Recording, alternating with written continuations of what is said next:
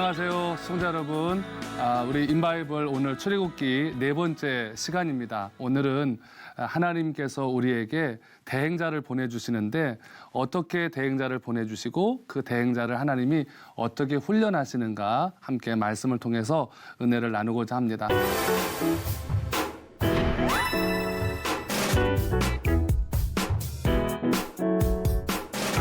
자, 여러분, 우리가 인생을 살아가다 보면 우리가 어떤 일들을 행할 때가 있습니다. 그 일들을 행하다 보면 그 일들 안에서 하나님이 어떻게 말씀하시고 어떻게 인도하시는가 우리가 볼 수가 있는데, 특별히 이스라엘이 지금 애굽에서 큰 고난을 당하고 있죠. 그 고난 속에서 하나님이 이제 그들을 구원하시기 위해서 하나님께서 직접 오시지 못하고 대행자를 세우십니다. 그 대행자를 여러분 누구를 세우실까요? 네, 모세를 세우시죠. 하나님이 모세를 세우시는데 그 모세를 세우시면서 하나님이 훈련을 하시고 나서 그를 사용하시기 시작을 합니다. 그냥 세우시면 참 좋을 텐데 하나님은 어떤 훈련들을 통해서 모세를 세우고 계실까요? 성경에 보니까 모세를 하나님이 세우신 시간을 가만히 봤더니 80년 정도가 걸렸습니다. 우리 80년이라고 하면 사실 어떻게 보면 이제 기가 다 쇠하고 어떤 일들을 하기에는 너무나 어려운 시간이죠. 그런데 하나님께서 이 80세 된 노인 모세를 부르시게 되는데 왜 하나님은 80년 동안 그를 그렇게 훈련하시고 다듬으셨을까요? 자, 하나님에게는 대가가 필요함을 이야기합니다. 하나님이 우리를 사용하실 때 그냥 사용하시지 않습니다. 그냥 된 것 같아도 그만한 훈련과 대가를 통해서 하나님이 역사하시게 되는데, 자, 하나님께서 왜 이렇게 오랜 시간 동안 모세를 훈련하셨을까요? 여러분, 우리가 어떤 음식을 만든다거나 어떤 물건을 만들 때는 뚝딱뚝딱 하면서 금방 만들어낼 수가 있습니다. 그런데 사람을 만드는 것은 그렇게 쉽지가 않습니다. 사람 한 사람을 만들고 그 사람이 하나님의 뜻을 분별하고 그 사람이 하나님의 영광을 위해서 살아간다는 것이 결코 쉬운 과정이 아닌데 80년 동안 하나님이 모세를 그렇게 세우시게 됩니다. 자, 여러분, 이 당시 상황을 먼저 좀 잠깐 정리를 다시 한번 해보겠습니다. 이 당시 상황은 어떤 상황이었나요? 애굽에 남자아이가 태어나면 그 자리에서 산파가 죽이든지 아니면 나일강에 갖다 버리든지 이런 일들이 있었습니다. 그래서 굉장히 어렵고 힘든 시절이었어요. 그런데 그때 하나님이 이제 모세를 부르시게 되고 그 모세를 사용하시게 되는데, 이 긴박한 상황 속에서 당장 오늘이라도 와서 도와주셔야 되는데 하나님은 80년 동안 시간을 끄시고 모세를 훈련시키시고 세우시는 것들을 볼 수가 있습니다.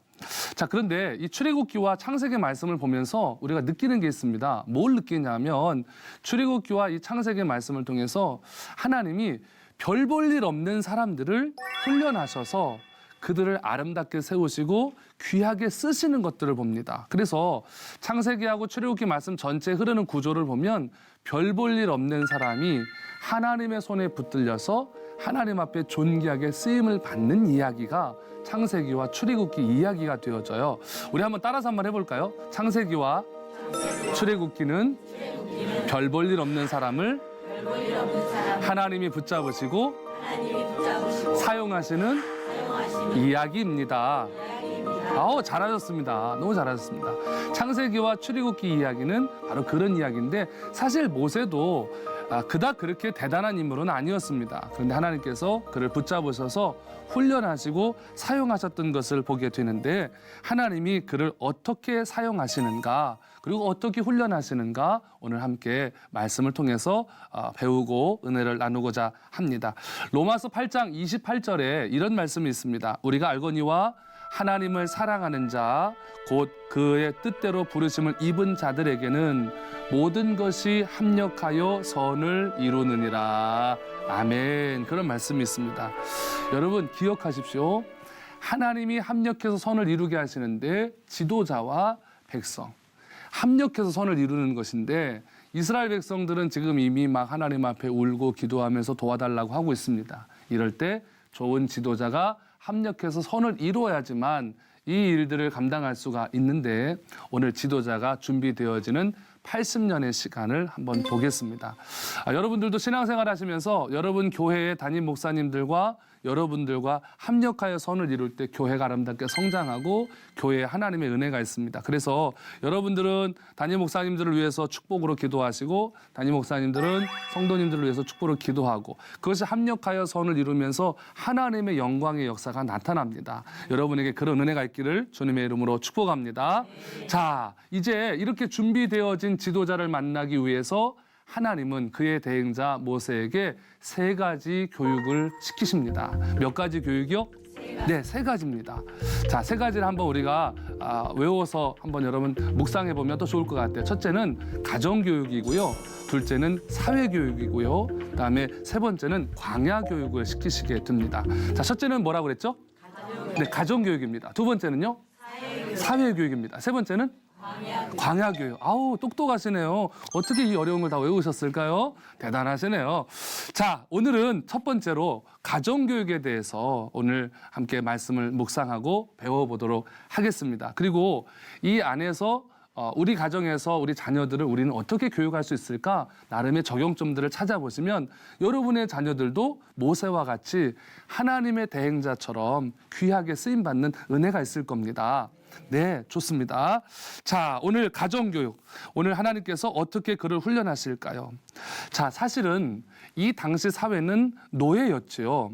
이스라엘 백성들이 애굽에서 노예로 살았고 혹독한 고난 속에서 삶을 살았습니다. 또 남자아이가 태어나면 그 아이를 나일강에 갖다가 버려야 되는 상황이니까 사실은 히브리 사람 중에서 아이들이 태어났을 때 그 아이를 가정교육 시킨다고 하는 것은 현실적으로 어려운 이야기였습니다. 그런데 가정교육이 매우 필요했습니다. 왜냐하면 여러분 성경의 전체 흐름을 보면 하나님은 가정에서 교육하는 것들을 굉장히 중요시 여기셨고 아버지와 어머니로부터 신앙을 배우는 것을 매우 중요하게 여기셨던 것을 보게 되는데요. 자, 이 지금 죽을 수밖에 없는 상황, 가정교육을 시킬 수 없는 이런 상황에서 모세는 어떻게 가정교육을 받게 되었을까요? 자, 그런데 이 가정교육을 받기 전에 이 가정이 생성된 과정 먼저 우리가 좀 살펴보아야 하겠습니다. 이 가정은 출발부터가 중요하다는 겁니다. 즉, 우리가 가정교육을 하기 전에 가정의 출발 자체가 더 중요한데요. 자, 우리 다 같이 출애굽기 2장 1절 말씀 다 같이 함께 읽도록 하겠습니다. 출애굽기 2장 1절입니다. 같이 읽습니다. 시작.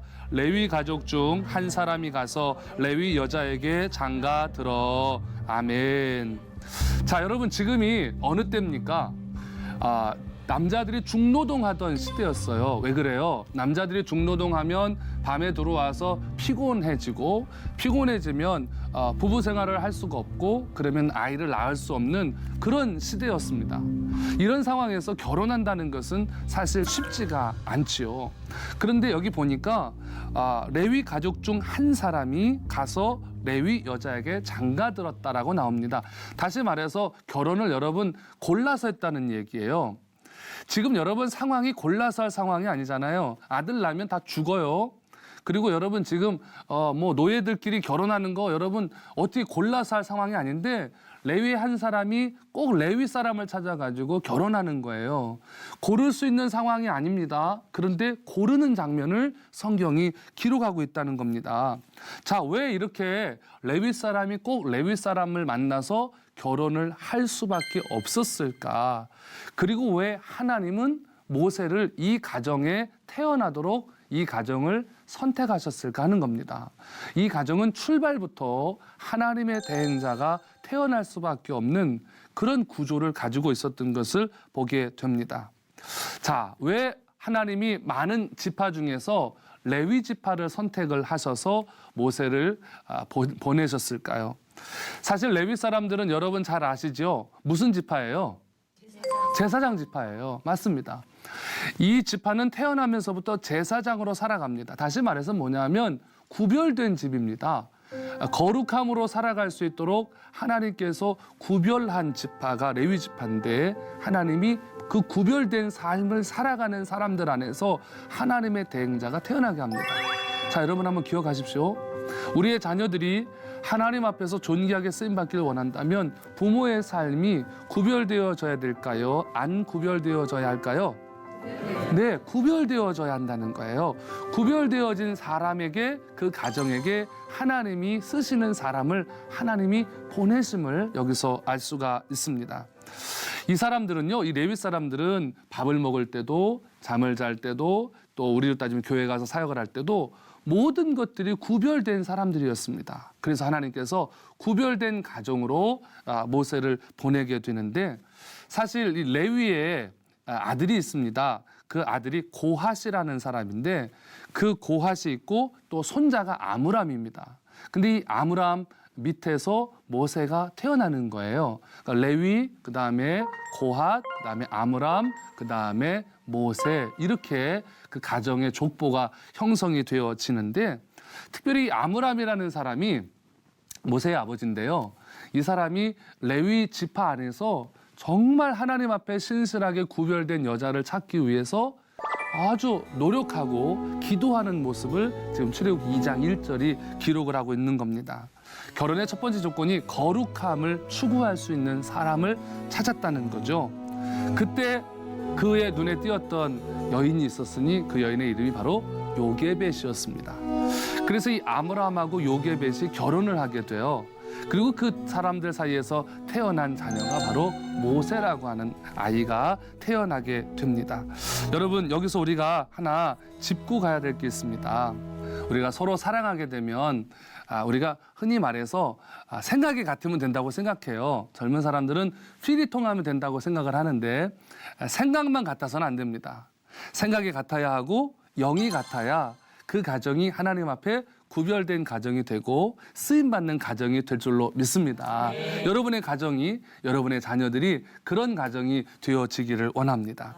자, 이렇게 생각이 같고 영이 같았던 아므람과 요게벳이 결혼을 합니다.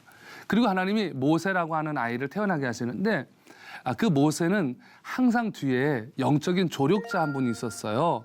그게 바로 그의 어머니 누구였을까요? 요게벳이었습니다. 자, 그런데 이 요게벳이 아이를 낳았을 때 모세를 키울 수가 없었어요. 그래서 갈대 상자에 넣어서 나일강에 버렸는데, 물론 뭐 버린 것은 아니고 이제 떠나보내면서 살기를 바랬던 거죠. 근데 그 과정에서 애굽의 한 공주가 지나가다가 그 상자를 발견하고 아기를 데려가서 키우게 되는데요. 여러분, 이 공주의 이름이 성경에는 기록이 안 되어 있습니다만은 우리 고대 역사를 보면 이 공주의 이름을 핫셉수트라고 사람들이 이야기를 해요. 그런데 그의 아버지가 투투모스 1세인데, 투투모세 1세의 딸이었던 핫셉수트 공주가 목욕하러 왔다가 이제 이 아이를 발견을 하게 되죠. 그런데 이 핫셉수트 공주가 모세를 발견했을 때 당시의 나이가 20살이 채 되지 않았을 것이라고 추측해요. 그러니까 굉장히 젊은 나이죠. 우리 따지면 아마 고등학생 정도 나이에 그때 모세를 데려다가 키우게 되는 거예요. 왜냐하면 이 핫셉수트의 남편이었던 투트모스 2세가 20살이 됐을 때 요절을 합니다. 그래서 젊은 나이에 홀로 됐고 모세를 또 키우게 되는데, 결국은 이 핫셉수트는 아들이 없었어요. 그래서 후궁의 아들이었던 투트모스 3세를 자신의 양아들로 삼아서 왕권을 잇게 했습니다. 그리고 23년 동안 섭정을 합니다. 그러니까 이 모세를 입양했던 그 어머니 공주는 엄청난 그 애굽의 권력가였던 것을 알 수가 있습니다. 이 당시 사회는 모계 사회였어요. 그래서 그 어머니를 중심으로 모든 것들이 형성되었던 시대였거든요. 그래서 이 핫셉수트가 히브리 아이를 키울 수 있었던 힘이 있었다는 거죠. 그래서 하나님이 이렇게 대단한 공주에게 모세가 양육을 받을 수 있는 기회를 허락하시는데요. 문제는 이제 가정교육이 안 된다는 거예요. 하나님이 하나님의 대행자를 세우시기 위해서는 세 가지 교육이 필요한데, 가정교육과 사회교육과 광야교육인데, 가정교육이 안 돼요. 왜 그러냐면 이 공주는 믿음의 교육을 시킬 수 있는 상황이 안 되잖아요. 자, 그때 숨어 있었던, 갈대밭에 숨어 있었던 모세의 누나 미리암이 와서 이야기를 합니다. 그것이 출애굽기 2장 7절로 8절 말씀인데 우리 같이 한번 2절 말씀 읽겠습니다. 시작. 그의 누이가 바로의 딸에게 이르되 내가 가서 당신을 위하여 히브리 여인 중에서 유모를 불러다가 이 아기에게 젖을 먹이게 하리이까. 바로의 딸이 그에게 이르되 가라 하매 그 소녀가 가서 그 아기의 어머니를 불러오니. 아멘. 자, 이제 그 누나가 나서 가지고 유모를 구해드릴까요? 이야기를 하고 어머니를 유모로 소개를 하지요. 그래서 출애굽기 2장 9절로 10절에 보니까 바로의 딸이 그에게 이르되 이 아기를 데려다가 나를 위하여 젖을 먹이라. 내가 그 삭슬 주리라. 여인이 아기를 데려다가 젖을 먹이더니 그 아기가 자라매 바로의 딸에게로 데려가니 그가 그의 아들이 되니라. 그가 그의 이름을 모세라 하여 이르되 이는 내가 그를 물에서 건져내었음이라 하였더라. 아멘. 자, 여러분, 이 아기의 이름이 누구죠? 모세예요. 아기의 이름의 뜻이 뭐였어요? 내가 그를 물에서 건져내었습니다 라는 뜻을 가지고 있습니다. 근데 여기서 우리 잠깐 힌트를 좀 한번 우리 가졌으면 좋겠어요. 여러분, 왜 모세를 예수님의 예표로 볼까요? 모세 이름 자체가 물에서 건져내었다죠. 여러분 아시죠? 노아의 홍수 때에도 하나님이 노아의 가족을 물에서 건져내셨어요. 그리고 우리도 세상 물에 찌들어 살아가고 있는 우리를 예수님께서 십자가에서 대속의 은혜로 건져주셨죠. 그래서 구원의 역사를 모세와 노아와 예수님이 연결돼 있습니다. 그래서 모세를 보면서 우리는 예수님의 사역을 볼 수 있고 이스라엘 백성들을 바라보면서 우리들의 모습을 볼 수가 있기 때문에 출애굽기 말씀을 알면 우리 인생을 볼 수 있고 인생을 알 수 있다라고 이야기를 하는 것입니다. 자, 그런데요. 여러분 출애굽기 2장 7절에 보니까 그의 누이가 바로의 딸에게 이르되 내가 가서 당신을 위하여 히브리 여인 중에서 유모를 불러다가 이 아기에게 젖을 먹이게 하리이까. 그러면서 이 아기의 유모를 추천을 하는 장면을 우리가 보고 있잖아요. 그런데 여러분 가만히 보세요. 어떻게 이 누나가 이야기했을 때 공주가 그래 네가 그러면 유모를 좀 구해줬으면 좋겠다. 내가 이 아이를 키워야 되겠다. 어떻게 이런 마음을 갑자기 먹게 됐을까요? 참 궁금하잖아요. 자, 그런데 여러분 2장 6절에 보면 열고 그 아기를 보니 아기가 우는지라. 그가 그를 불쌍히 여기 이르되 이는 히브리 사람의 아기로다. 아멘. 그렇게 기록하고 있습니다. 여기 아기가 우는지라라는 표현이 나오죠. 이 말을 그 히브리어 성경에 보면 이렇게 기록해요. 히네 나르보케라고 기록하고 있습니다.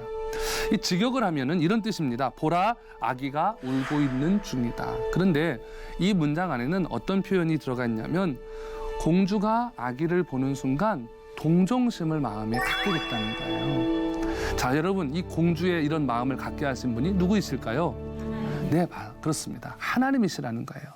우리의 마음을 움직이시고 생각을 움직이시고 하나님께서 우리를 건지시기 위하여 하나님이 일하시는 장면들을 지금 우리가 볼 수가 있습니다. 자, 이런 과정들을 통해서 요게벳이 궁궐에 들어가게 되는데 사실 목숨 걸고 들어가는 거예요. 왜냐하면 여기서 신앙교육을 하게 되잖아요. 즉 가정에서의 신앙교육이 시작이 되게 되는데 히브리서 11장 24절로 25절에 이런 말씀이 있습니다. 믿음으로 모세는 장성하여 바로의 공주의 아들이라 칭함받기를 거절하고 도리어 하나님의 백성과 함께 고난받기를 잠시 죄악의 낙을 누리는 것보다 더 좋아하고. 아멘. 이 말씀에서 모세가 애굽의 금은보화나 명예보다도 하나님의 마음을 깨닫고 이스라엘을 구원하는 사역에 자신의 삶을 드리는 것을 기쁨으로 받아들이고 있음을 볼 수가 있습니다. 그런데 이런 결단을 모세가 하게 됐는데 이런 결단을 모세가 할 수 있도록 그를 양육하고 가르친 사람이 누구일까요? 네, 엄마 요게벳이었습니다. 자, 여러분 여기서 우리가 볼 수 있는 게 있습니다. 어릴 때 엄마를 통해서 신앙교육을 받는 것이 얼마나 그 아이의 인생에서 큰 역할을 하는지를 우리가 알 수가 있습니다. 여러분들이 집에서 하나님의 말씀으로 구별돼서 살아가시고 자녀들을 하나님의 말씀으로 양육하실 수 있다면 그것은 놀라운 하나님의 축복이 된다는 것 꼭 기억하시기를 바랍니다. 여러분들을 통해서 하나님이 일하시는 거예요. 자, 여러분, 자녀에게 부모가 해줄 수 있는 최고의 축복이 있다면 바로 자존감을 세워주는 것인데요. 모세가 말귀를 알아듣기 시작할 때부터 그의 어머니가 모세에게 자존감을 세워주는 교육을 하기 시작을 합니다. 뭐냐면 너는 유대인이다. 너는 하나님의 자녀다. 너는 약속의 자녀다. 넌 누가 뭐라 그래도 하나님을 기쁘시게 하는 삶을 살아가야 된다. 이 이야기를 엄마가 계속 해줍니다. 애굽의 궁궐에서 자라지만 모세는 나는 유대인이다. 나는 하나님의 자녀다. 하나님의 약속의 자녀다. 이것을 기억하면서 모세가 성장하게 된다는 겁니다.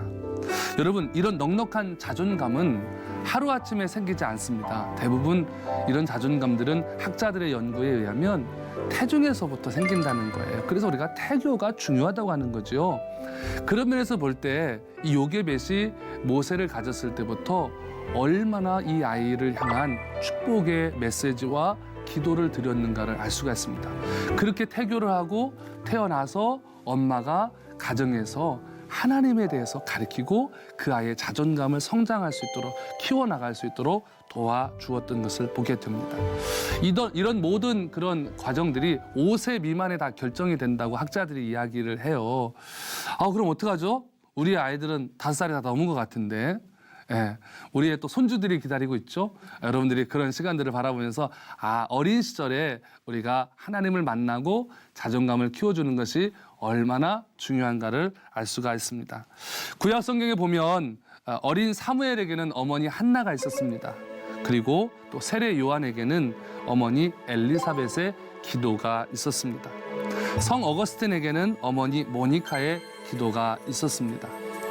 거저 훌륭한 사람이 되는 것이 아니고 배후에서 기도해주고 배후에서 영적인 자존감을 세워주고 배후에서 정말 승리할 수 있도록 든든한 울타리, 버팀목이 되어주는 기도의 어머니가 있었기 때문에 모세가 하나님의 대행자가 되는 훈련을, 첫 번째 훈련을 무사히 마칠 수가 있었습니다. 그래서 가정에서의 신앙교육이 매우 중요하다는 것을 우리가 오늘 말씀을 통해서 배웠습니다. 여러분, 오늘 여러분들은 혹시 하나님의 거룩함을 가정에서 얼마나 지키고 살아가고 계십니까? 여러분의 가정이 거룩함으로 구별되어질 때 그 가정의 자녀들이 하나님 앞에 쓰임받는 축복을 경험하게 됩니다. 우리 말씀을 통해서 여러분의 모든 가정의 자녀들이 모세와 같이 하나님 앞에 거룩함으로 세워지는 귀한 은혜가 있게 되기를 주님의 이름으로 축복합니다. 여러분, 귀한 말씀 함께 나누게 되어서 너무 감사했고요. 우리 다음 주에 기쁜 모습으로 다시 만나 뵙도록 하겠습니다. 감사합니다.